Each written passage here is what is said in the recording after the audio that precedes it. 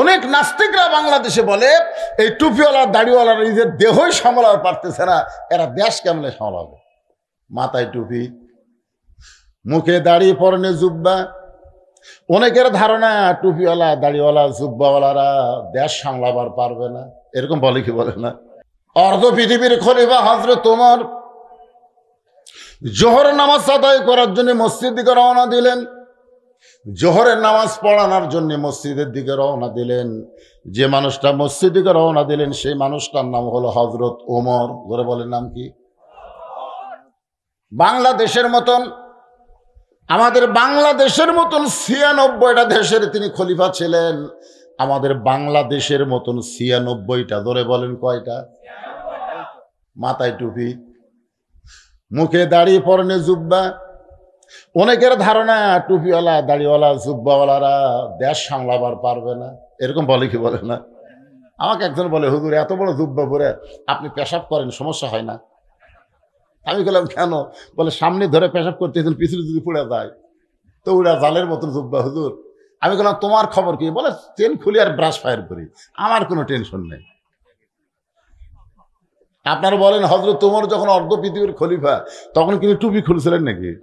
দাড়ি কামাইছিলেন নাকি? জুব্বা খুলে কি প্যান্ট শার্ট পরছিলেন? অনেক নাস্তিকরা বাংলাদেশে বলে এই টুপিওয়ালা দাড়িওয়ালারা নিজের দেহই সামলাতে পারতেছে না, এরা দেশ কেমনে সামলাবে? হযরত ওমর জোহর নামাজ পড়ানোর জন্য মসজিদ দিকে রওনা দিলেন। হঠাৎ হযরত ওমর দেখতে পায় রাস্তা দিয়ে একটা যুবক যাচ্ছে, কিন্তু যুবকের যাওয়ার সাইজ নাই, কখন ডানেও যায় কখনো বামেও যায়। আপনারা বলেন তো, মুসলমান যখন রাস্তা চলবে রাস্তার কোন সাইড দিয়ে চলবে? জোরে কন। আমরা চলি কোন সাইড? আপনি বাম সাইডে চলে ডান সাইডের কথা বলেন না। আপনি রাস্তায় চলেন বাম সাইড দিয়ে, আর ডান সাইডের কথা বললে হবে না। আল্লাহ কোরআনে বলেছেন লিমা তাকুলু মা লা তাফালুন। তোমার মুখের কথার সাথে যদি আমলের মিল না হয় তাহলে তুমি হইলা টাটকা মুনাফিক। আপনি মুখে বলবেন ডান দিক দিয়ে আর হাঁটবেন বাম দিক দিয়ে, মুখের হলো কথা আর হাঁটা হলো আমল। ধরে কোন কথা ঠিক কিনা? লিমা তাকুলু মা লা তাফালুন। যদি আল্লাহর কোরআন দিয়ে বাংলাদেশ চলতো তাহলে আমরা সবাই রাস্তার ডান সাইড দিয়ে হাঁটতাম। জোরে কোন কথা ঠিক কিনা? হ্যাঁ, এই কি হলো? এই দুইটা কি হলো রে? এরা যা হসে বুঝলেন, মানে আমরা যখন ছোট ছিলাম আমরাও কিন্তু, আর এখনকার এই পুচকাগুলো যা হয়েছে এদেরকে ভালো করার মতন স্বয়ং জিবরাইল এসেও যদি বাংলাদেশে ওয়াজ করে, ওই জিবরাইলের ওয়াজ দেয় এই পুচকাগুলো ভালো হবে না। এদেরকে ভালো করতে গেলে ওয়াজ দেওয়া হবে না, এদের ভালো করতে গেলে আল্লাহর আইন লাগবে। জোরে কথা কন না কেন? হ্যাঁ, খালি গিরা গিরাই বাড়ি ফালালেই এরা ভালো হবে। হ্যাঁ, কি বসলো, মন চালে উঠলো, মন চালে থাকলো। কোরআনের মাহফিলে একটা গুরুত্ব যারা দেয় না, মুসলমানের বাচ্চা হলে জন্ম নিলেই হবে না, মরার সময় মুসলমান হয়ে মরা লাগবে। ধরে কোন কথা ঠিক কি না? এটা কি আমার কথা? আল্লাহ কোরআনে বলেন ইয়া আইয়ুহাল্লাযীনা আমানুত্তাকুল্লাহা হাক্কা তুকাতিহি ওয়া লা তামুতুন্না ইল্লা ওয়া আনতুম মুসলিমুন। কোরআনের আয়াত শুনলে কি বলা লাগে? আল্লাহু আকবার। ওমর ফারুক দেখে ছেলেটা ডানেও যায় বামেও যায়, রাস্তা চলার কোনো সাইজ নাই। হযরত ওমর এক দৌড়ে গিয়ে ছেলেটার সামনে দাঁড়ালেন যে কেন ডানেও যায় বামেও যায়, পরে সাইজ করার দরকার আছে না নাই? এই মনে করে ওমর ফারুক সামনে গিয়ে তাকায় দেখে ছেলেটার কেউ না, তারই জন্ম দেওয়া সন্তান আবু শামা। ওমর ফারুক জিব্বাত কামড় খেলেন, আমার জন্ম দেওয়া ছেলে এরকম বেসাইজ? কি কন? আপনার ছেলে কিছুই মনে হবে না? যেরকম কিছুই মনে হবে না যে আমার জন্ম দেওয়া ছেলে কখনো ডানেও যায় কখনো বামেও যায়। ওমর ফারুক জিব্বাত কামড় দিলেন, কামড় দিয়ে চিন্তা করলেন আমার ছেলে কেন ডানে যাচ্ছে, কেন বামে যাচ্ছে, এটা বুঝাবার গেলে সর্বপ্রথম আমাকে সালাম দেওয়া লাগবে। রাসূল বলেছেন, আসসালামু ক্বাবলাল কালাম। কারোর সঙ্গে যদি কথা বলতে চাও, আগে সালাম দিয়ে তারপরে কথা বলতে হবে। আগে কি? সালাম। আগে সালাম দেন। আপনি আপনার সন্তানকে সালাম দেন। আপনি শুধু সালাম নিবেন এ ধান্দায় থাকলে হবে না। যেই ছেলে বাপ মাকে সালাম দেয় না, ওই ছেলেকে বাপ মা সালাম দেওয়া লাগবে। আপনি একদিন সালাম দেন, আর কোনোদিন দেওয়া লাগবে না। ওই শরমে দেখা হলে আপনারা সালাম দেবে। আপনি বলেন তো, বাপ বেটার মধ্যে যদি সালাম চালু থাকে, ওই বেটা কোনোদিন বইয়ের কথা মতো বাপ মাকে কষ্ট দিবে না। আজ থেকে খালি আপনি বাবা হয়ে আপনার বেটাকে সালাম দেন, খালি সালাম চালু করে দেন, উই আর বইয়ের বুদ্ধি শুনবি না। ওর কাছে বাপ মা তখন বড় হবে। বউ পরিবর্তন করা যাবে, কিন্তু বাপ মা পরিবর্তন করা যাবে না। ধরে কথা কন না কেন? আমাদের বাংলাদেশে বউ পরিবর্তন করা যাবে না, কথা কন যাবে কি যাবে না? হ্যাঁ, নিজের ছেলেকে সাবধান করার জন্য হযরত ওমর সালাম দিলেন, আসসালামু আলাইকুম, আসসালামু আলাইকুম ইয়া ইবনি, রে আমার পুত্র, তোমার প্রতি আল্লাহ রহমত বর্ষিত হোক। ছেলেটা বলতেছে, আপনি কে ভাই? আপনাকে তো চিনলাম না। ওমর ফারুক ছেলেটাকে সালাম দিলেন, আর ছেলেটা সালামের উত্তর তো দিলই না, বরং বলতেছে, আপনি কে ভাই? আপনাকে তো চিনলাম না। ওমর চমকে গেল। বেটা হইয়া বাপরে ভাই কয়, আপনি কোন লক্ষণ ভালো? ডানেও যায় বামেও যায়, আবার সালামের উত্তর দেয় না, বলে আপনি কে ভাই? ওমর ফারুক চিন্তায় পড়ে গেলেন, আমার সন্তান আমাকে ভাই বলতেছে, কারণ কি? মুখের কাছে নাকটা নিয়ে যায়, মুখের ভিতর থেকে মদের গন্ধ পায়। মুখের ভিতর থেকে কিসের গন্ধ আসতেছে? ওমর ফারুক আশ্চর্য হয়ে গেলেন, আমার ছেলে মদ খাচ্ছে। আল্লাহর কোরআনের আইন হলো, কেউ যদি মদ পান করে তাকে 80টা বেত মারা লাগবে। জোরে বলেন, কয় বেত? এটা হলো আল্লাহর আইন। আর বাংলাদেশের সরকার আইন কি সেটা সরকার ভালো জানে, উকিল ভালো জানে, কিন্তু আল্লাহর আইন হলো তাকে 80টা বেত্রাঘাত করা লাগবে। এখন 80টা বেত মারলে ছেলে বাঁচবে না মরবে সেইটা পরের কথা, আল্লাহর আইন কার্যকর করা লাগবে, সেটাই আসল কথা। জোরে কোন ঠিক কিনা? ওমর ফারুক লক্ষ্য করে দেখলেন আশেপাশে কেউ আছে কিনা। চারিদিকে তাকায় দেখে কোনো মানুষজন নাই, খালি বাপ আর বেটা, এছাড়া কেউ নাই। ওমরের মন বলতেছে, তোমার ছেলে মদ পান করেছে এটা কেউ জানে না, তুমি তোমার সন্তানকে বাড়িতে নিয়ে যায় এমনভাবে শাসন করো আর যেন মদ না খায়। কেউ যখন দেখে নাই, তুমি আর তোমার সন্তান, মন বলতেছে তোমার সন্তানকে বাড়িতে নিয়ে গিয়ে সাইজ করো আর যেন ভবিষ্যতে মদ না খায়। ইমান বলতেছে, ওমর কেউ দেখেনি এই কথা বলতে পারো না, কেউ না দেখলেও তোমার আল্লাহ দেখেছে। জোরে কোন ঠিক কিনা? আপনার বলেন তো, মন আর ইমান এই দুইটাকে এক? বাংলাদেশের মুসলমান মনের তাগিদে চলে, ইমানের তাগিদে চলে না। মনের তাগিদে চলার কারণে একলাই 50টা ভোট দেয়, আর মন বলে কেউ দেখে নাই। কিন্তু ইমান যদি আপনি খেয়াল করেন, আপনার ইমান বলতেছে দরজা জানলা বন্ধ করে যতই ভোট দাও, কেউ না দেখলেও তোমার আল্লাহ দেখেছে। খালি এই বিশ্বাসটা আপনারা করবেন যে কেউ না দেখলেও আল্লাহ দেখছে, আর কেউ না লিখলেও 2 কান্দের ফেরেশতা লিখতেছে। জোরে কোন কথা ঠিক কিনা? আপনি দরজা জানলা বন্ধ করে অশ্লীল ভিডিও চালু করে যুবকেরা তোমরা পর্নোগ্রাফি দেখতেছ, মনে করতেছো বাপ মা ঘুমিয়ে গেছে, দরজা জানলা বন্ধ, কেউ দেখতেছে না। তাহলে একটা বিশ্বাস করো, কেউ না দেখলেও কে দেখতেছে? আরো জোরে, জোরসে বলুন। আর কেউ না লিখলেও না, তোমার 2 কান্দের ফেরেশতা আছে না নাই? কোরআনে আল্লাহ বলেছেন, কিরামান কাতিবিনা ইয়ালামুনা মা তাফআলুন। তোমার 2 কান্দে 2 মুহুরি, এগুলা গান গালে গুনাহ হবে না।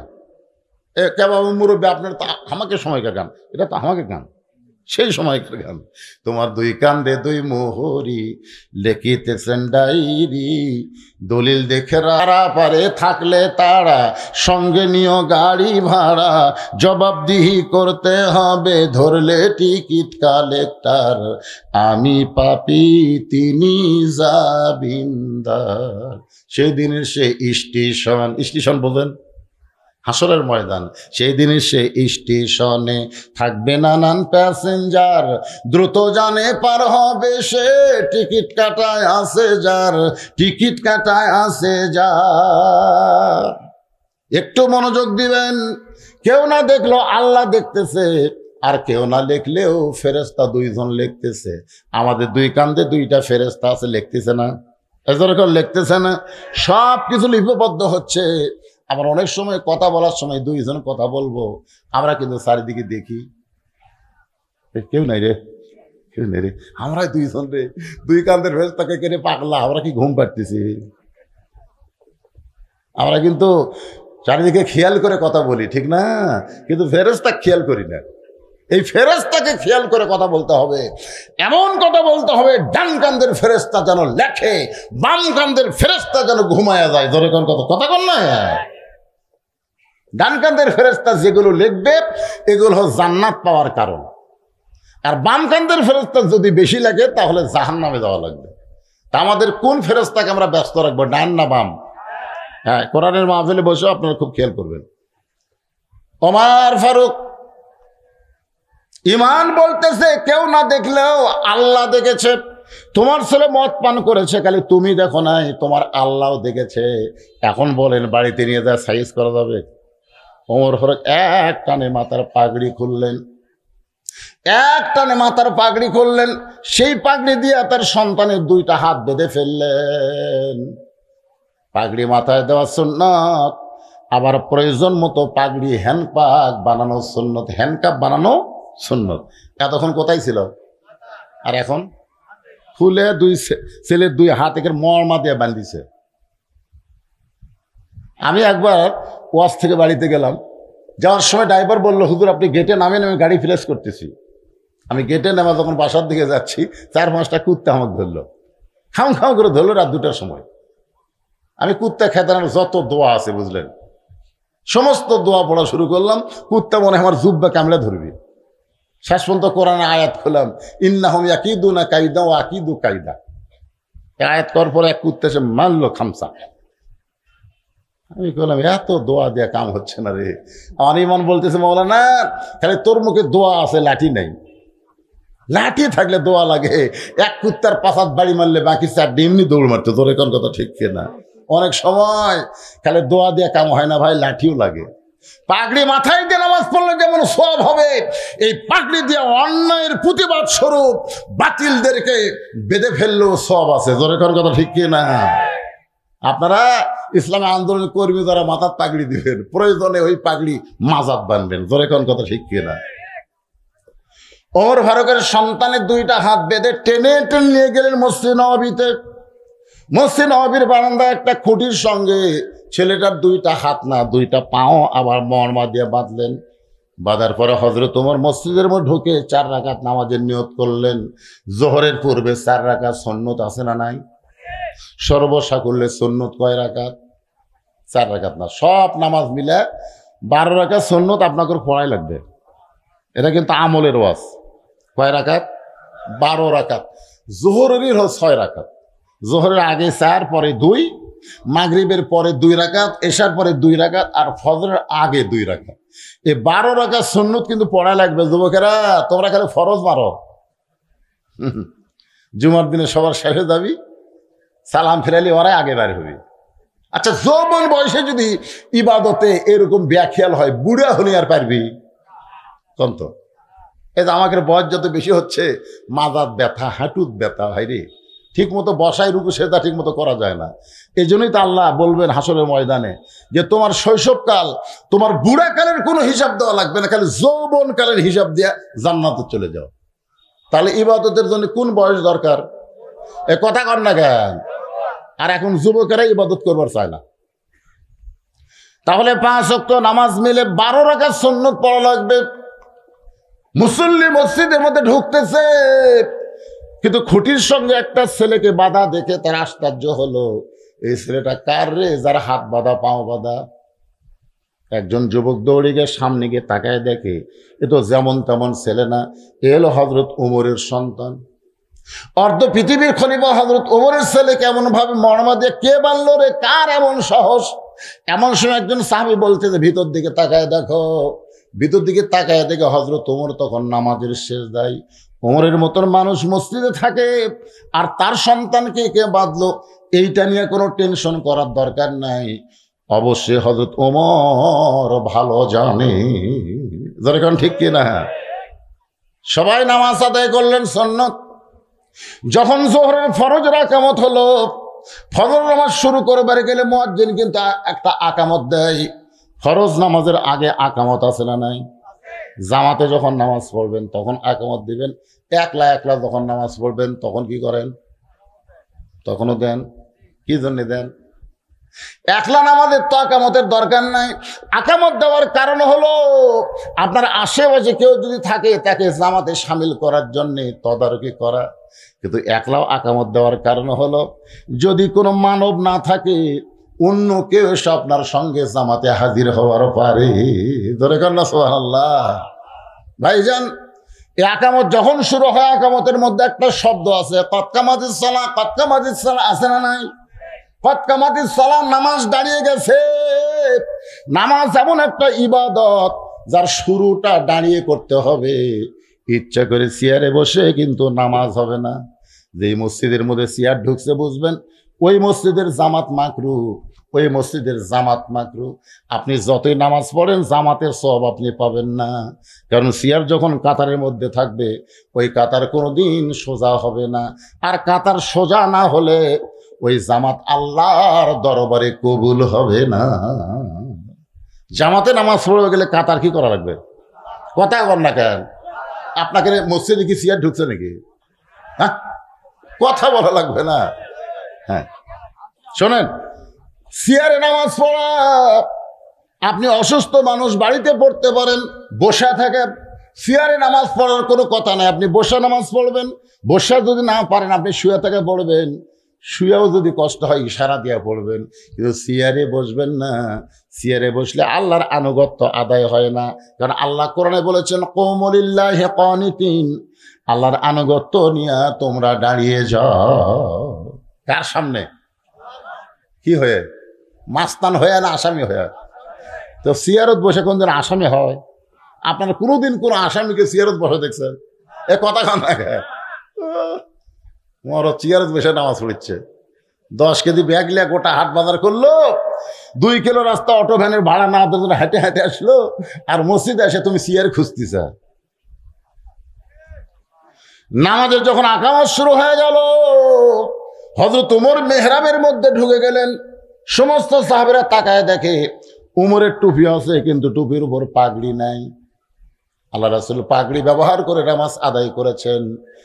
টুপির উপর কেউ যদি পাগড়ি পরে আল্লাহ তাকে খুশি হয়ে 70 গুণ সওয়াব বেশি দেয়। জোরে কোন সুবহানাল্লাহ।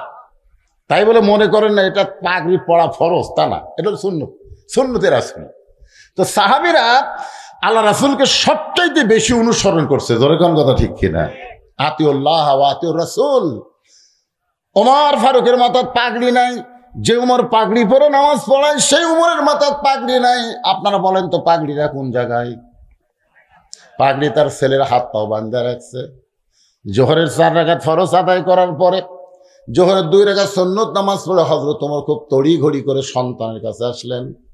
আয়েশা দেখে সন্তানের হুঁশ ফিরাইছে।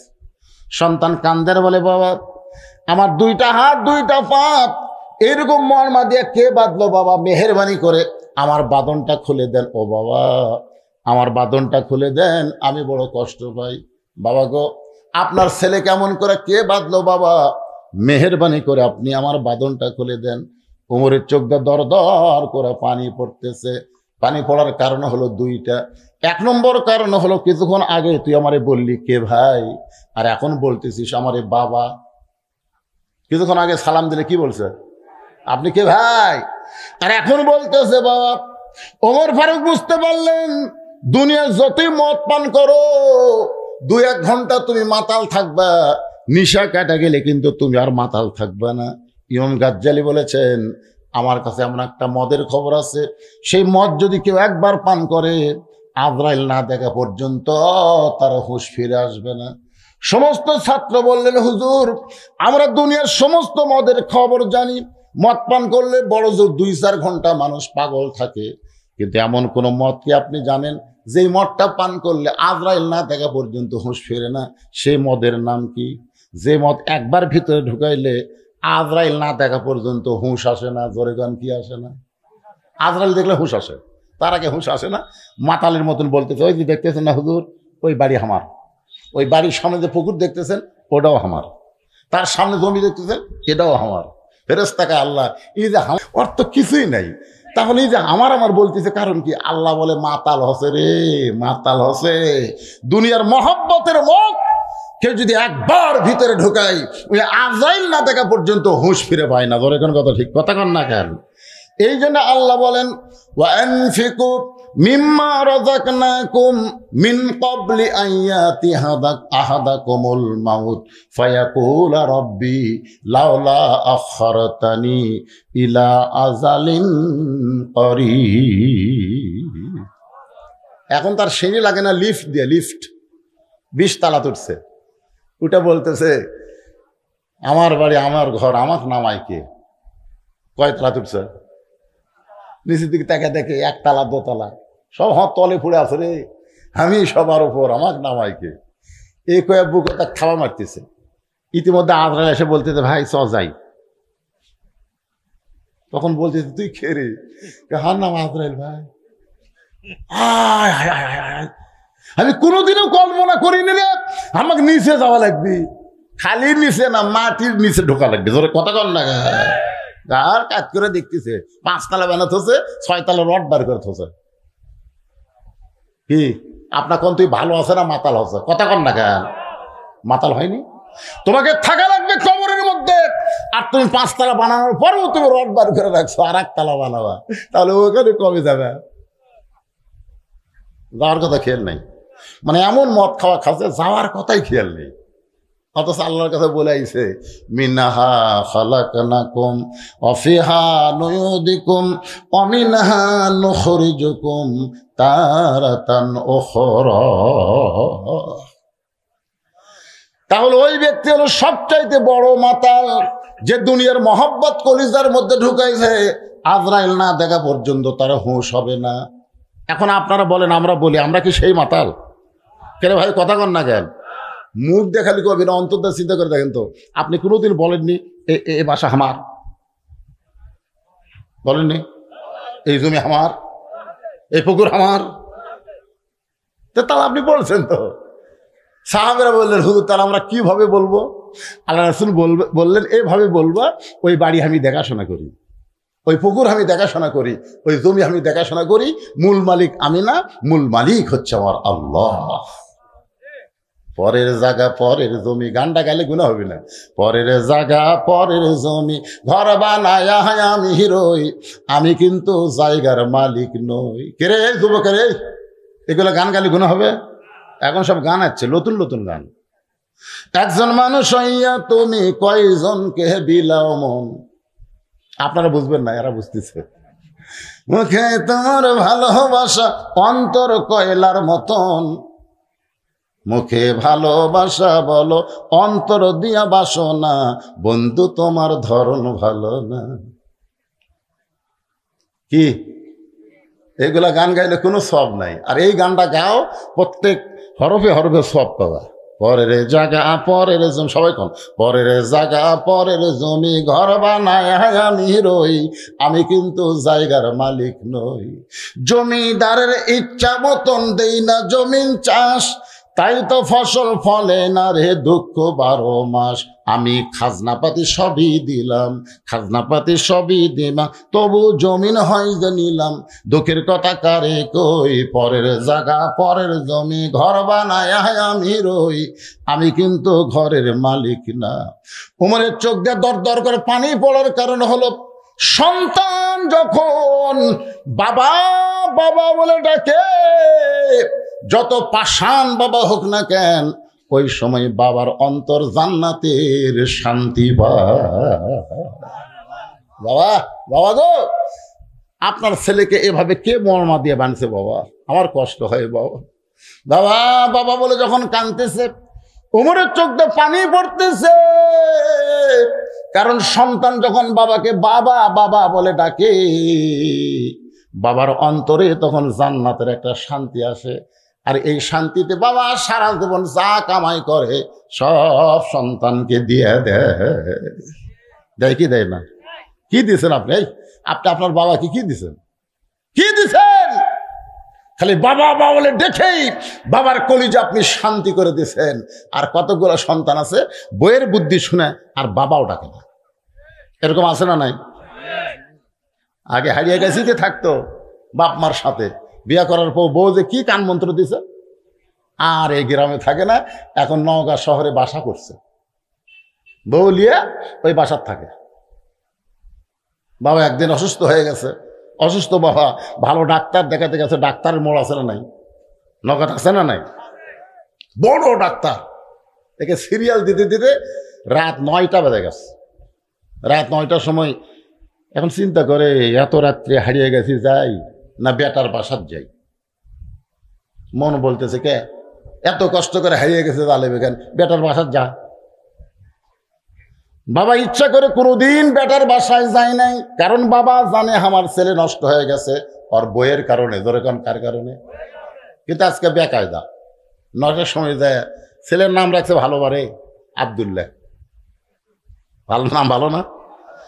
9টার সময় বাবা ডাকতেছে আব্দুল্লাহ। আব্দুল্লাহ চমকে উঠছে, সবাই আমাকে সাহেব বলে সম্মান করে, স্যার বলে ডাকে, আর এত রাত্রে আমার নাম ধরে ডাকার মরদ কেড়ে। সবাই আমাকে বলে স্যার সাহেব, আর আমার নাম ধরে ডাকলে এই মরদটাকে। দরজা খুলে তাকায় দেখে বাবা দাঁড়ায় আছে। এত রাত্রে বাবা বলে ডাক্তার দেখতে দেখতে 9টা বাজে গেছে, এই সময় হারিয়ে গেছে, কেমনে যাই? আজকে রাতটা তোর বাসায় আমি থাকতে চাই। আব্দুল্লাহ হলে বাবা আমার কোনো আপত্তি নেই, আপনি তো রাগ করে আসেন না। বাবা বলতেছে আজকে বেকায়দা, রাগ থাকলেও যাওয়ার বুদ্ধি নাই। এখন আব্দুল্লাহ তার বাপকে ধরে নিয়ে রেস্টরুমে বসে বলে বাবা একটু ধৈর্য ধরেন। বাবা বসে আছে, আব্দুল্লাহ আস্তে আস্তে বইয়ের কাছে গিয়ে এতিমের মতন বলতেছে, এতিমের মতন করুণ স্বরে বলতেছে, ম্যাডাম ম্যাডাম দেখো আমার বাবা। জানি না, দেখেন মরদ মানুষের কথা কথা আসতে বলতেছে, কে গো আমার বাবা আইছে। জানি না। আব্দুল্লাহ আব্দুল্লাহ বলে চিল্লালো না, আমি সবই শুনছি, তুমি কি মনে করছো আমি ঠসা? স্বামী জোরহাত করে বলতেছে, এত জোরে কয়ো না, আব্বা শোনা পাইলে মন, কিসের মন খারাপ? দেখেন কতগুলো মরদ মানুষ বইয়ের কাছে এত জিম্মি হয়ে গেছে। এখন কতগুলো মরদ মানুষ আবার বইয়ের জন্য বাসা লিখেও দেয়, বউ আর বাসা লিখে দিছে, বাড়ির চাকর বানাছে। এইরকম কতগুলো মর্দা আছে না, কথা কর না। আমার বাবার সামনে একটু খাবার দাও। বউ বলতেছে তোমার মন চাইলে তুমি দাও, সকালবেলা আমার মাজা বেদনা ধরেছে, পিঠ খালি শিরশির করে, আমি শুয়েছি আর আমি উঠতে পারবো না। আব্দুল্লাহ এতিমের মতন বাবার কাছে গিয়ে বলে বাবা, বাবা বলতেছে আমার খাওয়ার কোনো দরকার নাই, হারিয়ে গেছি, যাইতে পারি নাই বলে রাত 9টার সময় তোর বাসায় এসে আমার থাকা খাওয়া লাগবে না বাবা, আজকে রাতটা একটু আমাকে থাকতে দে। আব্দুল্লাহ বলে আসলে কি আপনি খাবেন না? বলে না বাবা, খাওয়ার কোনো দরকার নাই, আমার পেট ভরা আছে, আমার কি আছে। এখন বাবা না খায় 9টার সময় ঘুমায়। রাত যখন 11টা বাজে, ওই সময় আব্দুল্লাহর শালা বইয়ের ভাই, জোরে কোন কার ভাই, 11টার সময় এসে ডাক দিচ্ছে, শেফালি আপা। আব্দুল্লাহ বইয়ের নাম হলে শেফালি। শেফালি আপা, গাওয়াত ছিল কম্বল, আব্দুল্লাহর বইয়ের গাওয়াত কি ছিল? কম্বল ফেলে দিয়ে মারছে লাভ। আব্দুল্লাহ কাইকারে কম্বল আছে, বউ নাই। বউ যা গেট খুলে বলতেছে ভাইজান এত রাত্রে, বোট খেলতে খেলতে রাত হয়ে গেছে, ঘড়ি দেখিনি, আমি একটু ঘুমাবার চাই। বোন বলতেছে না, না খাইয়ে ঘুমাতে আমি দেবো না, তুমি না খাইয়া ঘুমাবা আর আমার কলিজা শান্তি হবে। এখন আব্দুল্লাহর বউ শালাকে খাবার দেওয়ার জন্য ভাত গরম, তরকারি গরম, মাছ গরম, গোস্ত গরম, সব গরম করে ভাইয়ের সামনে দিয়ে বলে, খাও ভাই, খাও ভাই, তুই না খাইলে আমার কলিজার শান্তি নাই। আব্দুল্লাহ ঘরের মধ্যে চিন্তা করে, আমার বাবা 9টার সময় আইসে, ওর মাজা বেদনা, আমার বাবাকে খাবার দিল না, বাবা না খায়া ঘুম পাড়তেছে, আর ভাইয়ের সামনে খাবার দিয়ে বলে, খা ভাই, খা ভাই। বার হয়ে দেখে 5 তরকারি গরম ভাত, শালার মাথায় বইয়ের হাত। কয় তরকারি? গরম ভাত, আর শালার মাথায় হাত দিয়ে বলতে, আর এক টুকরা খা ভাই, আর এক টুকরা না খাইলে আমার কলিজার শান্তি নাই। আব্দুল্লাহ চুপি চুপি বাবা যেই ঘরে ঘুমায় ওই ঘরে জানলার পাশে গিয়ে তাকায় দেখে জিরো বাল্বের আলোতে বাবার শুকনা মুখটা দেখতে পায়। বাবার শুকনা মুখ দেখেছে, আর আল্লাহর কোরআন এসে আব্দুল্লাহর সামনে বলতেছে, ওয়াকাযা রাব্বুকা আল্লা তা'বুদু ইল্লা ইয়াহু ওয়া বিল ওয়ালিদাইনি ইহসানা।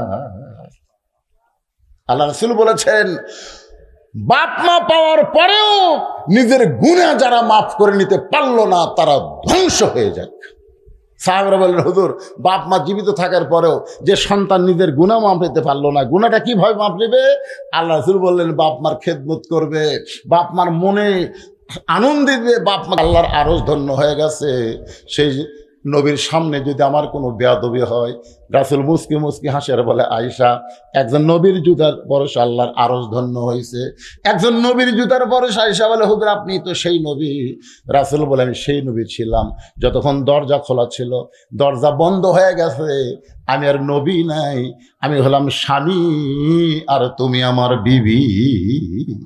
সঙ্গে সঙ্গে মা আয়েশা দৌড়ে এসে নবীর বুকের মধ্যে মাথা ঢুকায় কান্দের, বলে, আল্লাহ, আমার নবী শুধু বিশ্ব নবী না, আমার নবী হলেন পৃথিবীর 1 নম্বর স্বামী। বউকে ভালোবাসার কথাও ইসলামে আছে না নাই? যেরকম আছে না নাই? আমার সে আদরের বউকে বাসা বানাইছি, আয় আয়, কি জন্যে মারলাম তোর একটু দেখাবার চাই। শালা বলে, দুলা ভাই, আমাকেও মারবেন নাকি? বলে, তোকে মারবো না, তোকে একটু দেখাবো। এবার জানলার পাশে নিয়ে গিয়ে বলে, তাকায় দেখতো ভিতরে লোকটাকে। বলে, আপনার বাবা কখন আইছে? বলে, 9টার সময় এসে না খেয়ে ঘুমাইছে। শালা চমকেটে বলে, দুলা ভাই, 11টার সময় এসে আমি 5 তরকারি দিয়ে গরম ভাত খাই, আর 9টার সময় আপনার বাবা না খায় ঘুমাইলো, কারণ কি? আব্দুল্লাহ বলতে, কারণ হলো তোর বোনের মাজা বেদনা, পেট শিরশির করে, আমার বাবার সামনে খাবার দেয়নি বলে বাবা দুঃখ করে না খায় ঘুমাইছে। এখন বল আমার আমল কি, বল আমি কি করব? শালা বলতে, দুলা ভাই, আর একটা মারেন। আর একটা মারেনি, মানুষের জাত না। ই বাপের আত্মীয় পছন্দ করে, শ্বশুর আত্মীয় 2 চোখে দেখবার পারে না। এরকম বেয়া সাইজা বউ আছে না নাই? এ কথা কেন আছে না নাই? বেয়া সাইজা বউকে সাইজ করার কথাও আল্লাহর ইসলামে আছে। আব্দুল্লাহ, একটু মনোযোগ দিয়ে শোনেন। ওমর ফারুকের চোখ দিয়ে দর দর করে পানি পড়তেছে। কিছুক্ষণ আগে সালাম দিলে যেই বেটা আমারই কইছে, আপনি কে ভাই? আবার এখনই বলতেছে, বাবা, আমাকে কেমন ভাই বেঁধে রাখলো, বাবা মেহেরবানি করে আমার পায়ের বাঁধন খুলে দেয়। হযরত ওমর আবু শামাকে বাঁধায় রাখা অবস্থায় চিৎকার করে বললেন, জল্লাদ, জল্লাদ। সঙ্গে সঙ্গে সমস্ত সাহাবী চমকে উঠলো। ওমর ফারুক যখন জল্লাদকে ডাকতেছে, তাহলে অবস্থা খারাপ। কি ডাকতেছে? জল্লাদ বোঝেন আপনার? জল্লাদ বোঝেন? জল্লাদ শাহজাহান কিছুদিন আগে মুক্তি পাচ্ছে। কি ভাই উকিল সাহেব?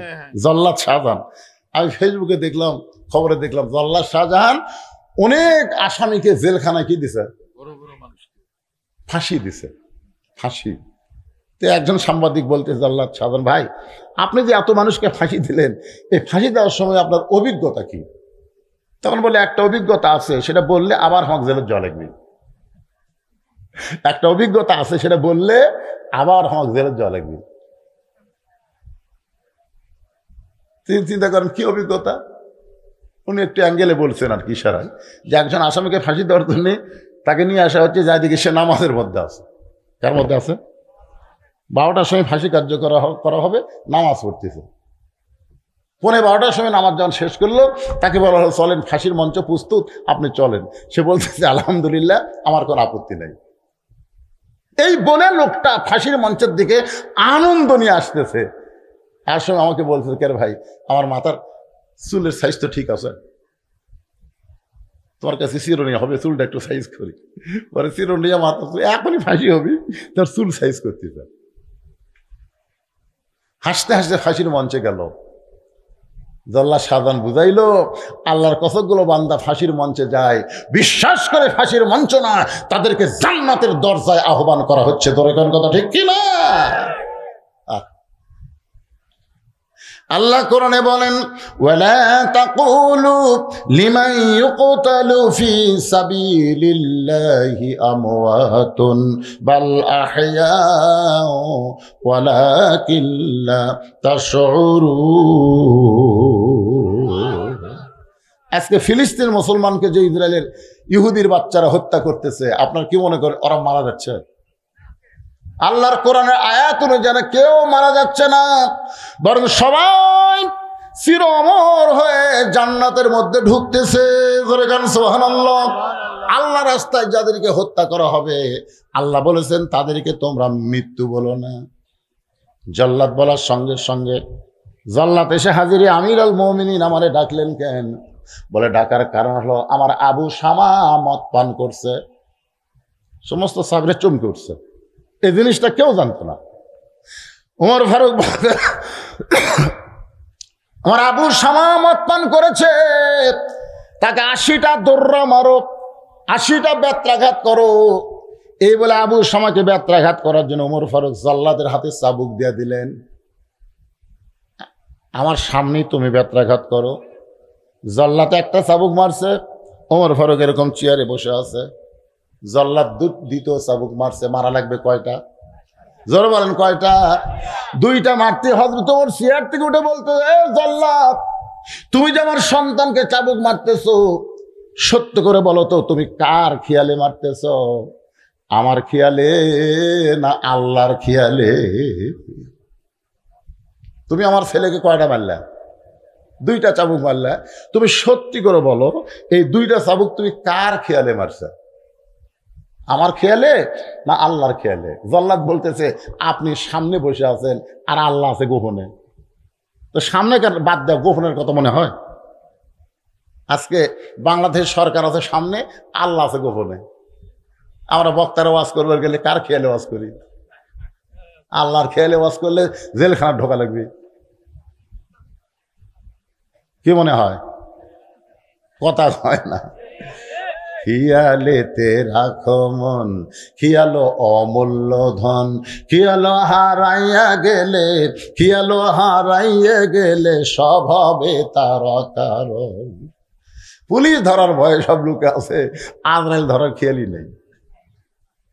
আপনারা বলেন তো, মুসলমানের কাছে পুলিশ ধরার গুরুত্ব বেশি না আজরাইল ধরার গুরুত্ব বেশি? কথা কন না একেবারে, কথা না কন। জীবনে আপনার পুলিশ ধরবে কিনা কি কোনো গ্যারান্টি আছে? নাও ধরতে পারে, কিন্তু সেই পুলিশ ধরার চিন্তা করি। একটা বড় যে আজরাইল ধরবেই, সেই ধরা নিয়ে আমরা টেনশন করি না। যে কোনো মুহূর্তে আজরাইল ধরবে। রে যুবকেরা, যারা কোরআনের মাহফিল করতেছো, আমাকে বলেছে হুজুর যুবকেরা কোরআনের মাহফিল করতেছে, আজকের মাহফিলে কোনো আদায় নাই, আদায়বিহীন মাহফিল। সুবহানাল্লাহ। খুশি না? আপনার কি বলেন? এই যুবকেরা কোরআনের মাহফিল করার পাশাপাশি যদি 5 ওয়াক্ত নামাজ আদায় করে, কয় ওয়াক্ত? 5 ওয়াক্ত নামাজ পড়ে, কাজটা ভালো হবে না? কিন্তু এখানে এমনও যুবক থাকতে পারে যারা কোরআনের মাহফিল করতেছে, মাগরিব নামাজ পড়েনি, এশার নামাজও পড়েনি, হয়তো ফজরও পড়বি না। আপনারা বলেন তো, এরকম 1 কোটি মাহফিল, 1 ওয়াক্ত নামাজ, 2টা যদি 2 পাল্লায় দেওয়া হয়, ওজন বেশি হবে কার? তাহলে চিন্তা করেন, এই মাহফিল দিয়ে কোনো কাজ হবে না যদি আপনি নামাজি না হন। আমি যুবকদের অনুরোধ করবো, বাবা এই বয়সই হলো আল্লাহর হুকুম, নামাজ পড়তে হবে। একমাত্র নামাজে পারে মানুষকে যাবতীয় খারাপি থেকে বাঁচাই দিতে। যে কথাটা বলতেছিলাম খেয়াল করেন। ওমর ফারুক বললেন, জল্লাদ তুমি কার খেয়ালে চাবুক মারতেছো? বলে আল্লাহ আছে গোপনে, আপনি আছেন সামনে, আপনার খেয়ালই চাবুক মারতেছি। ওমর ফারুক বললেন, জল্লাদ রে, আমার খেয়ালে আমার সন্তানকে 800 যদি চাবুক মারো, তারপরও দৌড়া আদায় হবে না, মারতে হবে কার খেয়ালে? দাও চাবুক আমাকে দাও। তুমি কি মনে করো আমি আমার সন্তানকে ভালোবাসি না? আমার খেয়ালে আমার সন্তানকে চাবুক মারতেছ, সেই চাবুক আমি কাইরা নিয়ে নিজে দৌড়া মারবো। তার মানে কি মনে করতেছ তুমি জল্লাদ হয়ে আমার সন্তানকে ভালোবাসো, আমি আমার সন্তানকে ভালোবাসি না? দুনিয়াতে বাবা হলো দুই রকম। একটা বাবা যে সন্তানের দুনিয়া ভালো চায়, মরার পরে সন্তানের কি হবে এই খেয়াল করে না, এরা হলো ভেজাল বাপ। ধরে এখন কি বাপ? আর যে বাপ সন্তানের দুনিয়াও ভালো চায়, মরার পরে সন্তান যেন জান্নাত পায়, এরা হলো আসল বাপ। তা আপনারা কোন বাপ? না না, আপনারা যে এটি বাপ নাই, আপনার কি বাপের দল আছে না নাই? তা আপনার কোন বাপ? আপনি একলাই ফজরের নামাজ মসজিদের সামনে কাতারে পড়েন, আর আপনার আইডিয়া ঘুম পড়ে। আজানের আগে আইডিয়া ছিল 3.5 হাত, আইডিয়া 3.5 হাত ছিল, আজান শোনার পর 2.5 হাত হচ্ছে। এরকম ছেলে আসে না নাই? যেরকম আসলে নাই? আজানের আগে 3.5 হাত, যখন আজান শুরু হয়েছে ফজরের আর সালাত খায়রুল নাম শোনার সাথে সাথে ওই ল্যাপ দিছে মাথার ওপর, ল্যাপ মাথার উপর দিছে। এখন পাও যেবার হয়, পাও টানা বুকের কাছে থুছে, বেড়া থেকে মনে হচ্ছে চাউলের বস্তা ঠেকাতে কে রে, পাও নাই মাথাও নেই। বাপ আস্তে আস্তে ঘরের মধ্যে গিয়ে ল্যাপ টানতে দেখে ল্যাপের ভিতরে বেটার সাইজ আর সকালবেলা সাইড টিপে কুত্তের সাইজ, একই সাইজ। আপনি বাবা, আপনি খেয়াল করে দেখেন, আপনার 17 বছরের একটা সুন্দরী মেয়ে, যে মেয়ের জন্য গোটা হারিয়ে গেছিল যুবকেরা পাগল, এরকম সুন্দরী আসরা নাই? জোরে কেন আসরে নাই? গোটা হারিয়ে গেছিল যুবকেরা জানে অমুকের মেয়ে খুব সুন্দরী রে, ও রে বাবা রে, এবার ঈদের মধ্যে আসছিল রে, সেই রে ই পরিমণি ফেল রে। আপনি বলেন আপনার মেয়েকে গ্রামের ছেলেরা দেখে পরিমণি হয়, আর আপনি বাবা হাদি সাহেব, আপনি 5 ওয়াক্ত নামাজ পড়ে আপনি জান্নাতে যাবেন? জান্নাতকে মামা বাড়ি পাশে। আপনার মেয়েকে, যুবতী মেয়েকে, 16-17 বছর মেয়েকে গোটা পাড়ার একটা যুবক দেখা চলবে না। জোরে কোন কথা ঠিক কিনা? যুবকেরা যেন দেখবার না পায় সেই ব্যবস্থা আপনাকে করা লাগবে। আল্লাহ রাসূল ফাতেমার সামনে দাঁড়িয়ে বললেন, ফাতেমা, তোমার বাবা নবী বলে আল্লাহ তোমাকে জান্নাত দিবে এইটা কখনো মনে করবা না। তোমার বাবা বিশ্ব নবী বলে আল্লাহ তোমাকে জান্নাত দিবে এইটা কখনো মনে করবা না। জান্নাতে যদি যাবার চাও ফাতেমা, জান্নাতের আমল করে জান্নাতে যেতে হবে। কে বলতেছে? কথা কয় না। কে বলতেছে? আল্লাহর নবী তার মেয়েকে বলতেছে। ফাতেমা চোখের পানি বের করে বলে, বাবা, এতদিন মনে করতাম আমার বাবা বিশ্ব নবী, আল্লাহ আমাকে জান্নাত দিবে। রাসূল বলে, ফাতেমা এটা কখনো মনে করবা না, জান্নাতে যেতে গেলে তোমাকে আমল করা লাগবে। ফাতেমা বলে, বাবা কি আমল করব যে আমল করার কারণে আল্লাহ আমাকে জান্নাত দিবে? রাসূল বললেন, মাত্র 4টি আমল করবে মা, 4টা আমল করলে আল্লাহ তোমার জন্য 8টা জান্নাতের দরজা খুলে দিবে। এ মায়েরা, যারা পর্দার অন্তর আছেন একটু মনোযোগ দিয়ে শোনেন। 1 নম্বর আমল হলো 5 ওয়াক্ত নামাজ। মেয়েরা হয়তো মসজিদে 5 ওয়াক্ত নামাজ পড়তে পারবে না, যখন মসজিদে নামাজের আজান দেয়, ওই আজান দেওয়ার পরপরই ওয়াক্তের মধ্যেই যদি নামাজ পড়ে, রাসূল বলেছেন পুরুষেরা মসজিদে নামাজ পড়ে যে সওয়াব পাবে, মেয়েরা বাড়িতে নামাজ পড়লে একই সমান সওয়াব আল্লাহ দিয়া দিবে। তবে ওয়াক্তের মধ্যে পড়তে হয়। মেয়েরা দেখবেন রোজা থাকার দিক দিয়ে পটু, কিন্তু নামাজের দিক দিয়ে একটু অলস। এবারে কথা কন না, আপনার বাড়ির বৌমা নাই, বুঝতে পারছেন না? না হলেও 100 মেয়ে আমাকে মোবাইল করতে, হুজুর সাওয়ালের রোজা যে 6টা রোজা, এটা কি এই মাসেই করা লাগবে না অন্য মাসে করলে চলবে? তা আমি বলছি, মা এই মাসে। একটা মরদ আমাকে আজ পর্যন্ত মোবাইল করেনি হুজুর এই যে 6টা রোজা। দেখবেন মরদেরা কিন্তু এই 6 রোজা নাই, কিন্তু মেয়েরা শতকরা 100 জনে এই 6 রোজা করতেছে। রোজার দিক দিয়ে 1 নম্বর, কিন্তু নামাজের ব্যাপারে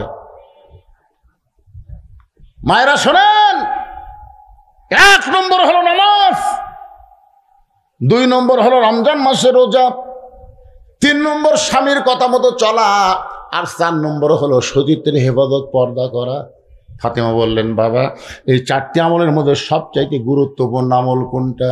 রাসূল বলেন, ফাতেমা 24 ঘন্টার মধ্যে 5 বার নামাজ পড়লে হবে, 12 মাসের মধ্যে 1 মাস রোজা রাখলে হবে, স্বামী যখন কাছে থাকবে স্বামীর খেদমত করলেও চলবে, কিন্তু সতীর হেফাজত পর্দা করা এর কোনো সময় নাই মা, এটা সব সময় করতে হবে।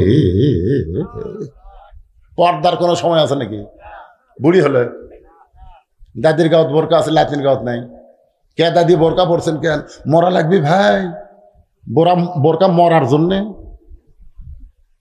অথচ নাতির গাঁত নাই। আপনারা বলেন, আপনাদের গ্রামে কেউ যদি 50 বছর আমের গাছের গোড়াত বেড়া দেয়, কেবারে বেড়া কেন? গরু ছাগল যদি খায়, গরু ছাগল 50 বছর আমের গাছ খাবি?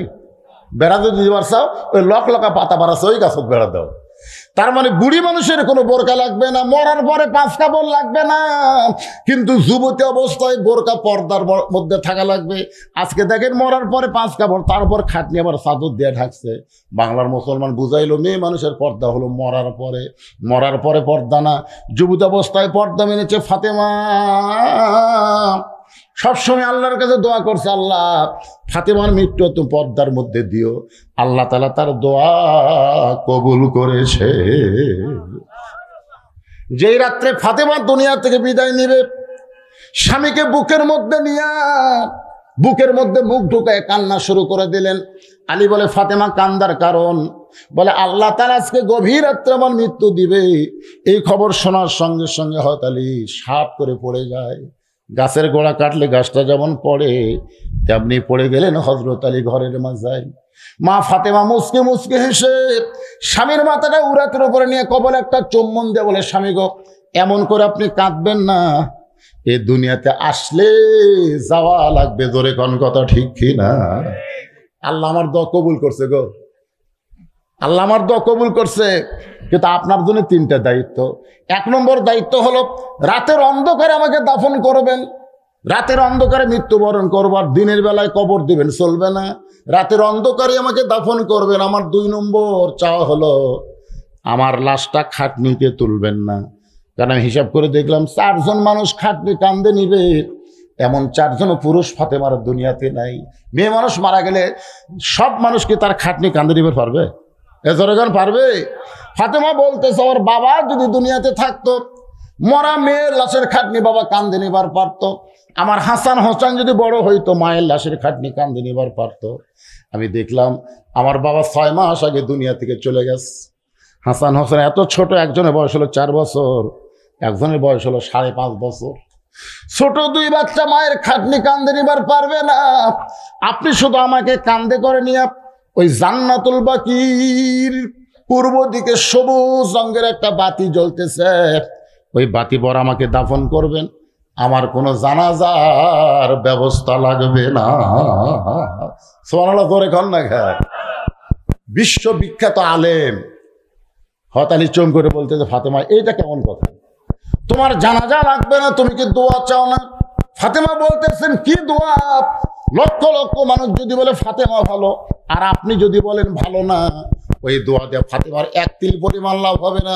আর দুনিয়ার তামাম মানুষ যদি বলে ফাতেমা খারাপ, আর আপনি যদি বলেন ফাতেমা ভালো, এই স্বামীর একটা দোয়াতে ফাতেমার 8টা জান্নাতের দরজা খুলে গেল।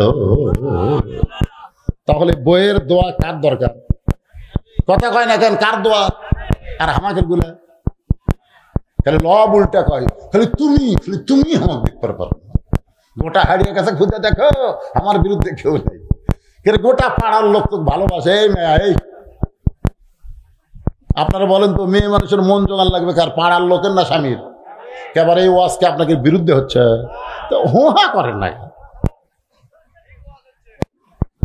অধিকাংশ নারীরা নিজের স্বামীর মন জাগায় না, রাস্তার মানুষের মন জোগাবার চায়। জোরে কথা ঠিক না? দুনিয়ার সমস্ত ফাতেমা বলতেছে, দুনিয়ার সমস্ত মানুষ যদি বলে ফাতেমা ভালো, আর আপনি যদি বলেন খারাপ, ফাতেমার 1 তিল পরিমাণ লাভ হবে না। আর দুনিয়ার সব মানুষ যদি বলে ফাতেমা খারাপ, আর আপনি যদি বলেন ভালো, স্বামীর একটা কথায় ফাতেমার জন্য 8টা জান্নাতের দরজা আল্লাহ খুলে দিল। গভীর রাত্রে হযরত আলী ফাতেমাকে দাফন করার পরে আল্লাহর কাছে দোয়া করতেছে, আল্লাহ ফাতেমার পর্দাকে তুমি কবুল করে নাও, ফাতেমার পর্দাকে কবুল করে নাও। এই দোয়া করার সাথে সাথে আলী তাকায় দেখে সামনে কয়েকটা পুরাতন কবর দিছে, সেই নতুন কবর আর নাই। এতগুলো পুরাতন কবর, তাহলে ফাতেমার কবর গেল কোন জায়গায়? গোটা জান্নাতুল বাকি হযরত আলী দৌড়ায় আর কান্দে, ফাতেমার কবর, এখনই কবর দিলাম, সেই নতুন কবর কোথায় রে? কে যেন গায়েব থেকে বলে, আলী ফাতেমা পর্দা নিশি, আমি আল্লাহ জহুরা ডিগ্রি দিয়া ফাতেমার কবরটাকে কিয়ামত পর্যন্ত পর্দা করে দিয়েছি। মায়েরা রে, ও মা, পর্দার অন্তরাল থেকে যারা ওয়াজ শুনতেছেন, আপনাদের একমাত্র আমলকে খুব খেয়াল করবেন। মা যতই নামাজ পড়েন, রোজা করেন, স্বামীর খেদমত করেন, পর্দা যদি না মানেন, একটা আমলও আল্লাহ কবুল করবে না। আপনারা বলেন তো, ওমর ফারুক তার সন্তানকে ভালো বেশি বাসে না কম বাসে? কথা কয় না। তাহলে জল্লাদ আসতে মারতেছে। হ্যাঁ, আজকে প্রকৃত বাবা যারা, ওমর চিন্তা করতেছে দুনিয়ায় মদ খায়া আমার সন্তান যে অপরাধ করেছে, আল্লাহর আইন দর্রা মাইরা সে অপরাধ থেকে আল্লাহ তাকে মাফ করে দিবে। ধরে কোন কথা ঠিক কিনা? আর জল্লাদ যে হারে মারতেছে, এরকম 800টাও মারে, একটা আল্লাহ মাফ করবে না। এই জল্লাদের কাছ থেকে চাবুক টাকা এনে নিয়ে নিজেই চাবুক মারা শুরু করলেন। জল্লাদ 2টা মারছে, ওমর ফারুক 3 বলা লাগবে। ওমর ফারুক 2 থেকে গণনা শুরু করলেন। সমস্ত সাহাবীরা বললেন, আমির আল মুমিনিন, জল্লাদ 2টা চাবুক মারছে, আপনি 3 থেকে গণনা শুরু করেন। ওমর ফারুক বললেন, জল্লাদের 2 বাড়ি আমার 1 বাড়ির সমান। সবাই চুম করছে, ওরে বাবা রে, 2 বাড়ি যদি 1 বাড়ি সমান হয়, তাহলে কি বাড়ি? মারতে মারতে 30টা চাবুক যেই মারছে, আবু শামা বেহুশ হয়ে পড়ে গেছে। ওমর ফারুক চেয়ারে বসে বললেন, 1 গিলাস পানি দাও, একটু পানি দরকার। সাহাবেরা দৌড়ে গিয়ে 1 গিলাস পানি দেয়। মনে করছে বেহুশ সন্তানকে ওমর ফারুক পানি পান করাবে, সন্তানকে পানি পান না করায় নিজেই পানি পান করলেন। পানি পান করে বললেন, একে দৌড়া মারতে মারতে আমি ক্লান্ত হয়ে গেছি, আর ক্লান্ত অবস্থায় দৌড়া মারলে কার্যকর হবে না, এই জন্য পানি পান করে একটু সতেজ হলাম। সামান্য গিলাসের নিচে পানি ছিল, ওই পানিটা আবু শামার চেহারার মধ্যে ছিটাই দিল। যেই ছিটাই দিয়েছে, আবু শামা হুঁশ ফেরার সঙ্গে সঙ্গে ওমর ফারুক আবার চাবুক মারা শুরু করলেন। 50টা চাবুক মারার সাথে সাথে সাহাবীরা সবাই কান্না দিয়ে বললেন, আমির আল মুমিনিন, আর মারবেন না, আর মারবেন না, আপনার আবু শামা মারা গেছে। মানে আল্লাহর খেয়ালে দৌড়া মারতে গিয়া নিজের সন্তান যে মারা গেছে, এদিকে খেয়ালই নাই। খেয়াল করতেছে কার? কথা কন না ভাই, খেয়াল করতেছে কার? আপনাদের খেয়াল কোন দিকে? আল্লাহর দিকে। আল্লাহর দিকে যদি বাংলার মুসলমানের খেয়াল থাকতো, তাহলে বাংলার মুসলমান বাতিলের সাথে আপোষ করতো না। আজকে আমরা জীবন বাঁচান ফরজ মনে করছি। জীবন বাঁচান ফরজ, হুজুর জীবন বাঁচান ফরজ। সত্যি করে বলেন তো, জীবন বাঁচানো ফরজ না ইমান বাঁচানো ফরজ? তাহলে খেয়াল করতে হবে কার? আসরের নামাজ পড়ে জমির ধান দেখবার গেছে, ধান দেখবার যায়, দেখে উপর জমির পানি চলমল করতেছে, নিচে ওর জমির পানি নাই। এত পানি উপর জমি, ধামারটাত নাই। চারিদিকে তাকায়, কেউ নাই। আস্তে করে বসে হাত দিয়ে আল কাটছে, একটা ওই পানি দিয়ে হাত ধরছে, ধুই আবার উঠে চারিদিকে তাকায় বলতেছে, আলহামদুলিল্লাহ কেউ দেখেনি। আপনারা বলেন, তোর খেয়াল কোন দিকে? আজকে আপনাদের খেয়াল কোন দিকে? আমার এলাকার এক হুজুর বলছে, হুজুর ভালো মতো দোয়া করবেন যদি ইমামতি রক্ষা করবার চান। হুজুর একটা দোয়া, ভয়ের ঠেলায় দোয়া করতেছে, রব্বানা আতিনা ফিদ দুনিয়া হাসিনা ওয়া ফিল আখিরাতি হাসানা ওয়া কিনা আযাবান নার। মানে ভয়ের ঠেলায় রব্বানা আতিনা ফিদ দুনিয়া হাসিনা, বুঝলে, দুনিয়া হাসিনা, আখিরা হাসানা। খেয়াল কোন দিকে? এই কথা কন না কেন? খেয়াল কোন দিকে? কোরআনের মাহফিলে বসেছেন, অন্য খেয়ালে কাম করবেন। হাদিস আছে বিস্তারিত, হুজুরি কলব ব্যতীত করছেন কালো নামাজ তোর হবে না। তবে কেন গাও জোয়ারি, মানুষকে দেখাও নামাজ পড়ি, ও তোমার সিদ্ধ বিদে সুফসল ফলে না। আজও কেন আল্লাহর নামাজ ধরতে পারলা না? আল্লাহ কয় নামাজের জোরে ফায়েসা কাজ যাবে দূরে। পাক কোরআনের আছে ঘোষণা, এখন আকাম কুকাম নামাজ রোজা একসাথে বান্ধিয়া বোঝা, জাহান্নামে দিয়াছ রওয়ানা। আজও কেন আল্লাহর নামাজ ধরতে পারলা না? সমস্ত সাহাবেরা কান্দার বলে, আমিরুল মুমিনিন আর মারবেন না, আর মারবেন না। আবু শামাম দুনিয়া থেকে বিদায় হয়ে গেছে।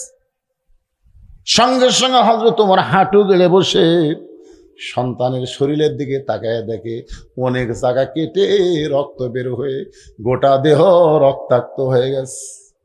এতক্ষণ যে মারছে দেহ কাটা রক্ত বের হয়েছে, ওদিকে ওমরের খেয়াল নাই। কিন্তু যেই মাত্র শুনছে সন্তান মারা গেছে, তখন সন্তানের সামনে হাঁটু গেড়ে বসে সন্তানের থুতুরির তলা হাত দিয়ে বলে, বাবা দুনিয়ার সমস্ত মানুষ বলবে ওমর বড় নিষ্ঠুর, তার সন্তানকে দৌড়া মারতে মারতে হত্যা করেছে। কিন্তু বাবারে আমি তো জানি আমি নিষ্ঠুর না, আমি তোকে জান্নাত পাওয়ার আশায় দৌড়া মারছি বাবা। দুনিয়ার সমস্ত মানুষ জানবে ওমর নিষ্ঠুর, কিন্তু আমি তোর দৌড়া মারছি। দুনিয়ার কষ্ট তুই সহ্য করতে পারবে বাজান, জাহান্নামের আগুন তুই কেমনে সহ্য করবি? এই দিনে তোর খেয়াল অন্তর থেকে বের করে দিয়া আমি আল্লাহর খেয়ালে চাবুক বাড়ছি। দুনিয়া থেকে বিদায় নিয়েছিস আবু শামা রে, নবীর সাহাবীরা। আবু শামা দুনিয়া থেকে বিদায় নেওয়ার পরে 5টা কাজ, ধরে বলেন কয় কাজ? 1 নম্বর কাজ হলো কবর খোঁড়া। তোমরা কেউ কেউ আবু শামার জন্য কবর খোঁড়ো। আমরা মরে যাওয়ার পরে প্রথম যে কাজটা আমাদের, সেই কামটা হলো কবর। ধরে বলেন নাম কি? 3 তলা 4 তলা। একজনকে বলবে হুজুর ওই যে 3 তলা এত সুন্দর করে বানাইছে, মরে গেছে আমরা 3টা দিন এই 3 তলার মধ্যে রাখবার চাই। কেউ বলবে? কবর খনন করে। এই জন্য রাসূল বলেছেন, যখন কোনো মুসলমান মারা যাবে ওই মুসলমানের কবর কোনো বেঈমান করতে পারবে না, মুসলমানের কবর করতে হবে মুসলমান। এই জন্য নামাজি ব্যক্তি মারা গেলে তার কবর বেনামাজি খোঁড়া যাবে। আপনাকে এলাকার কবর কারা খোঁড়ে? নামাজরাই খোঁড়ে। হ্যাঁ, খুব ভালো। আপনারা আমার এলাকার কেউ মরলে ওরাই 5 জন, ওরা গোটাল এলাকা চুক্তিলি থেকে মরলি ওরাই। এখন বাপ মরছে, ছেলের কাছে বলতেছে তোমরা বাবার কবর খোঁড়ে যাচ্ছি, 5 প্যাকেট সিগারেট দাও। এখন 5 প্যাকেট সিগারেট দিছে, ওরা 5 জন 5 প্যাকেট লিয়া গোরস্থানত গেছে। যাই কোদাল মারতেছে ওর মুখে তো সিগারেট, যাই কবর সমান করতেছে ওর মুখে তো একটা, যাই মাটি তুলতেছে ওরা টান মারতেছে একটা। 5টা যদি সিগারেট ধরে ওই গোরস্থানত কোনো ফেরেস্তা থাকবি? সব ফেরেস্তা রাস্তা। আল্লাহ কাইকারে গোরস্থান বাদ দিলে কেন? আল্লাহ যে হারে বিড়ি খাচ্ছে ওই দিক দিয়ে কেমনে যায়? কারণ ফেরেস্তারা দুর্গন্ধ সহ্য করতে পারে। নামাজি ব্যক্তিরা কবর খুঁড়বে, মুয়াজ্জিন গোসল করায় দেবে। পৃথিবীর মধ্যে সবচাইতে দামি মানুষ হলো মুয়াজ্জিন। আমরা দাম দেই বা না দেই, কিন্তু মুয়াজ্জিনের দাম কম না বেশি? রাসূল বললেন, বেলাল তুমি একটু আমার কাছে আসো। বেলাল যখন নবীর কাছে আসলেন, নবী বলেন, বেলাল রে তুমি আমার পাশাপাশি দাঁড়াও। বেলাল নবীর পাশাপাশি দাঁড়াইলে আল্লাহ রাসূল বলে, বেলাল তুমি তো আমার চাইতে অনেক খাটো। বেলাল বলে, রাসূল আল্লাহ আপনি হলেন ইমাম, আমি হলাম মুয়াজ্জিন, আপনার চাইতে খাটো হয় তো ভালো। রাসূল বলে, বেলাল রে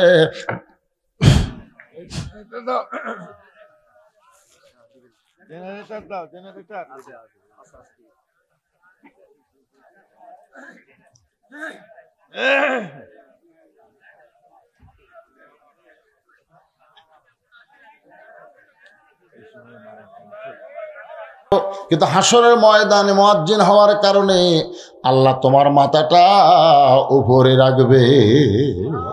সুবহানাল্লাহ, জোরে কন।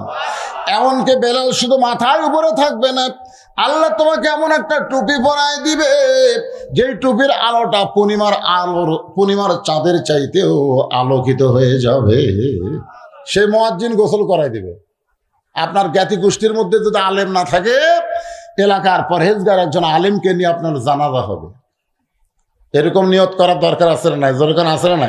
সবচেয়ে ভালো নিয়ত হলো নিজের সন্তান বাবার জানাজা করতে পারলে খুব ভালো। আপনাদের এরকম সন্তান গড়ে তুলছেন যে বাবা মারা গেলে বাবার জানাজার সন্তান করবে?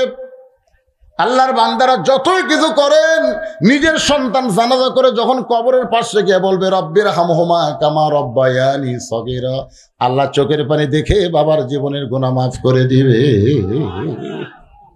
ওমর ফারুক বললেন, 5টা কাজের মধ্যে একটা কাজ শুধু তোমরা করো, আবু শামার জন্য কবর খোঁড়ো, আমি নিজে আবু শামারে গোসল করায় দিব।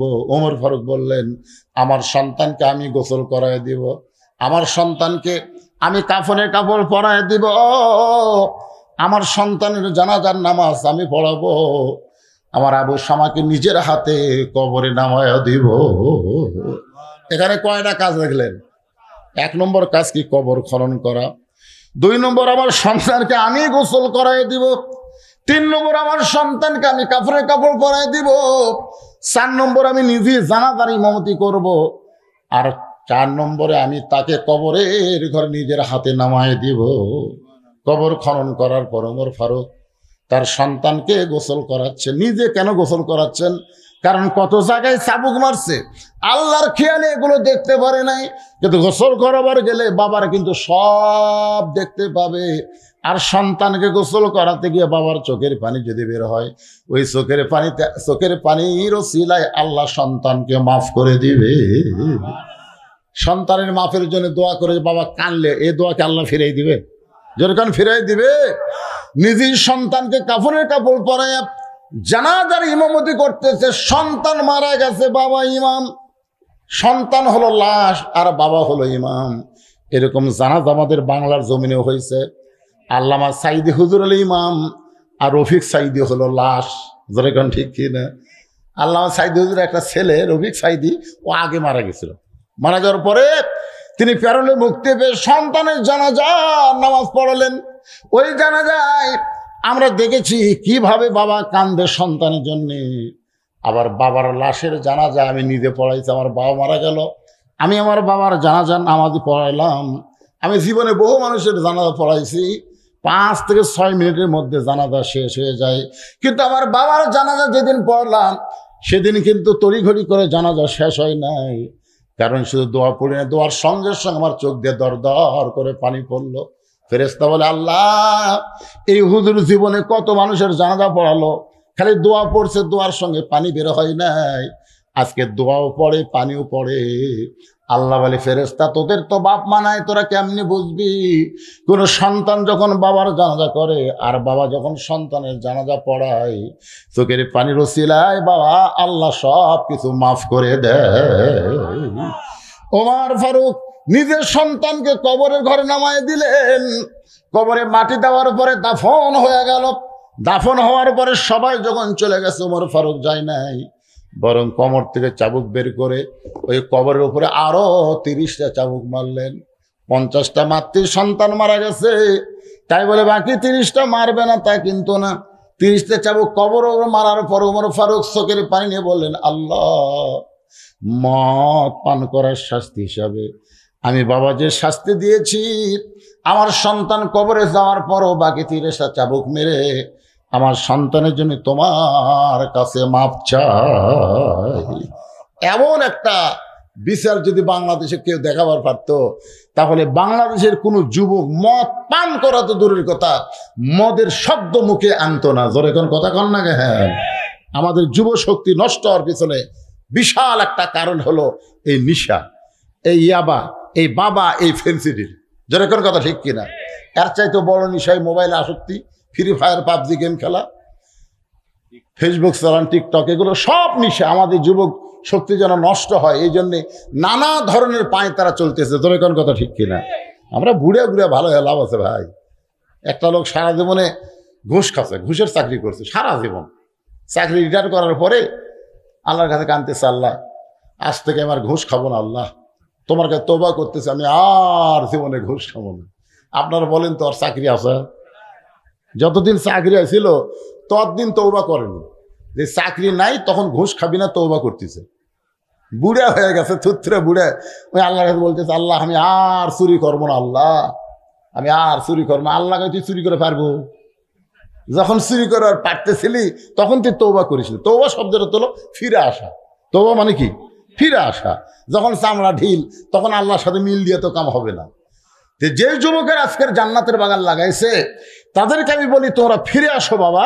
খালি জুমার দিনে নামাজ পড়লে হবে না, 5 ওয়াক্ত নামাজ আদায় করা লাগবে। ধরে কোন কথা ঠিক? যে সমস্ত মা বোনেরা বেপর্দা আছেন আমি তাদেরকে বলবো, ফিরে আসেন মা, ফিরে আসেন। আমি মায়েদেরকে পা ধরে অনুরোধ করতেছি, মা 400 বছরের পুরাতন বাবরি মসজিদ ভারত ভাঙ্গে ওই জায়গায় রাম মন্দির বানালো। ভারতে কি মন্দির বানানোর জায়গা নাই? আপনার কোনো জায়গা আছে না? নেই। তাহলে মসজিদের জায়গায় মন্দির বানায় ভারত প্রমাণ করে দিল আমরা আর যাই হোক মুসলমানের শত্রু। মুসলমানের কি শত্রু? সে ভারতের চ্যানেল স্টার জলসা, জি বাংলা, বাংলাদেশে চলে। যেই ভারত মসজিদ ভাঙ্গা মন্দির বানাচ্ছে মা, সে ভারতের কোন চ্যানেল বাংলার মুসলমানের ঘরে চলতে দেওয়া যায় না। ধরে কোন কথা ঠিক? কথা কন না? আজকে ওই চ্যানেলগুলো চলার কারণে আমরা মুসলমান ঈশান নামাজ বাড়ি যাই, ফেরেশতা কিন্তু ঘুরতেছে, এটা মুসলমানের পাড়া। হারিয়ে গেছে কি পাড়া? মুসলমান পাড়া। ফেরেশতা আল্লাহ মুসলমান পাড়া ঢুকলাম, কিন্তু প্রত্যেকটা ঘরের মধ্যে থেকে পূজার বাদ্য হরি হরি হরি হরি। তো মুসলমানের ঘরের মধ্যে পূজার বাদ্য কেন? আল্লাহ বলতেছে, ওই যে ভারতের স্টার জলসা জি বাংলা এই মেয়াগুলা দেখার কারণে আবার কি হলো, ওই পূজার অটোমেটিক হয় নাকি? কারেন্ট হলে অটোমেটিক হয়? আলহামদুলিল্লাহ। কারেন্ট যে কেন গেল, কেন এলো বুঝলাম না। না না, যখন কারেন্ট গেছে তখন বাজে 12তে গেছে, এখন বাজতেছে 12:25। তো মনে করি এই সামান্য সময়ের জন্য যায় কি হলো?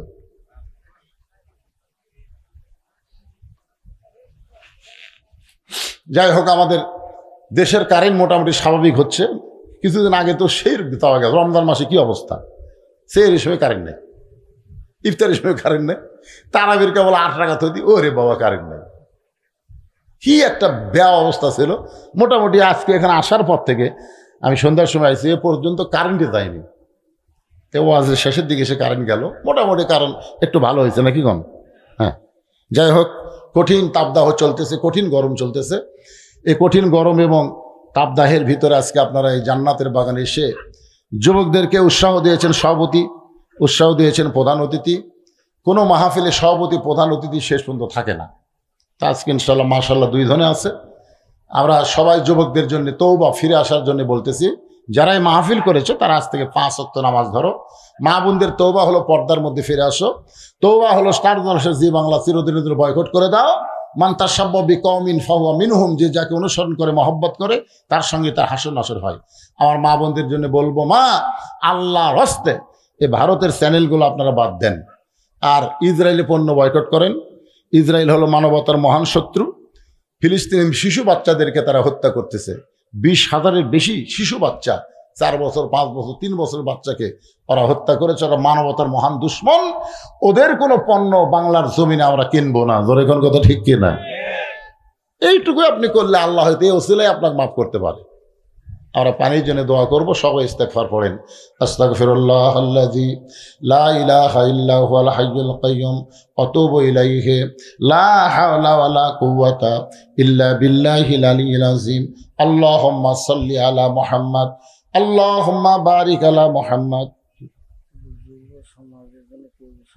আচ্ছা, যুব সমাজের প্রতি বছর তারা কোরআনে মাহফিল করবে। কেউ যদি সদস্য হন, এখানে আদায় নাই, সদস্য হন তাহলে হতে পারবেন। সদস্য হওয়ার নিয়ম কি?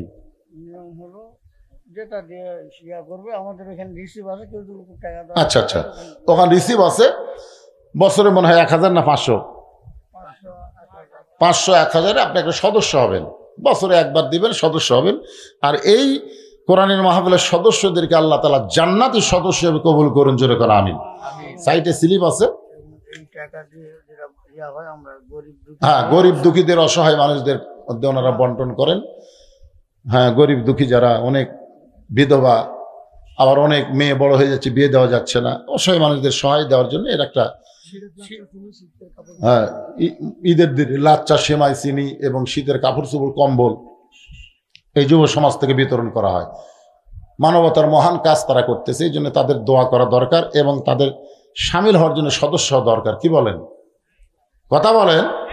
হ্যাঁ, হবেন আপনারা সবাই ইনশাল্লাহ। 500 টাকা কমপক্ষে 1000 টাকা দিবেন, অসুবিধা নেই।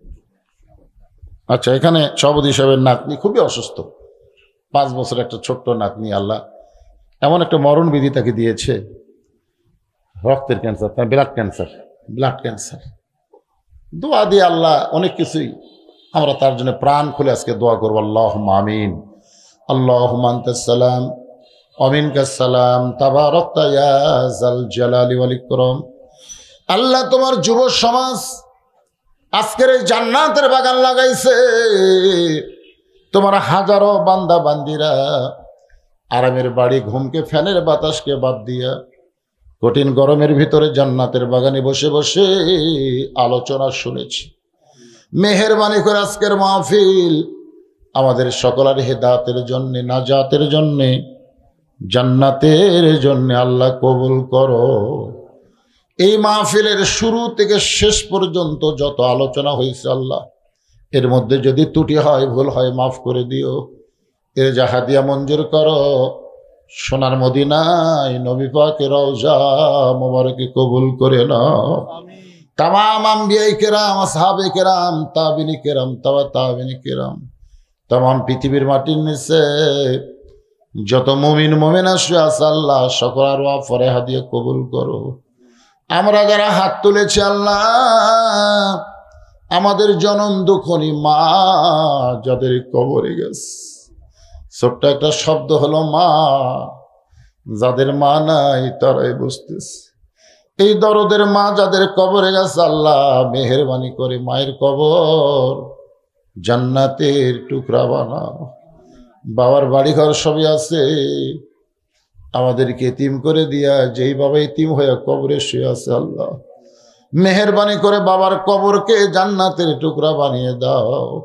আমাদের দাদা দাদি, নানা নানি, আত্মীয় স্বজন, শ্বশুর শাশুড়ি যাদের কবর গেছে আল্লাহ, কবরবাসীদের মাফ করে দাও আল্লাহ।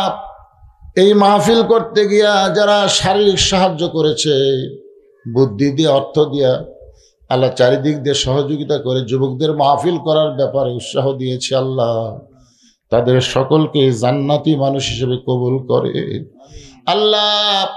এই মাহফিলের সভাপতি, সহসভাপতি, সেক্রেটারি, কেশিয়ার আল্লাহ, যারা সদস্য তাদের সকলকে জান্নাতি কবুল করে নেন।